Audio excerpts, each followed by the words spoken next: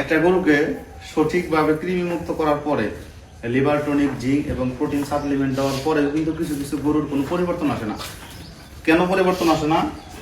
গরুর যদি খাওয়ার রুচি কম থাকে এবং হজম শক্তিতে সমস্যা হয়, তাহলে কিন্তু দেখেন এই যে গোবর আছে, তো এই গোবরগুলো কিন্তু দল আকারে হবে এবং এটা কিন্তু স্বাভাবিক হবে না।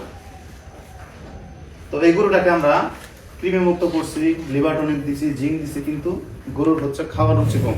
গরু যদি তুলনামূলকভাবে জাবর কম কাটে, যদি তুলনামূলকভাবে খাবার একটু কম খায় এবং পানি একটু কম খায়, তাইলে কিন্তু এই সমস্যাগুলো হয়। তো এই জন্য আমাদেরকে চেষ্টা করতে হবে সঠিকভাবে কৃমিমুক্ত করার পরেও যেন গরুর রুচি এবং হজম শক্তি স্বাভাবিক থাকে। যে পর্যন্ত এই সমস্যার সমাধান না হবে, আপনি যতই খাবার দেন না কেন, যতই আপনি সঠিকভাবে কৃমিমুক্ত করেন না কেন, এই গরু কিন্তু কখনোই মোটা হবে না। এই জন্য আমাদের উচিত যে প্রত্যেকটা গরুর বিষয়ে এবং আলাদা আলাদাভাবে খেয়াল রাখার জন্য। ধন্যবাদ।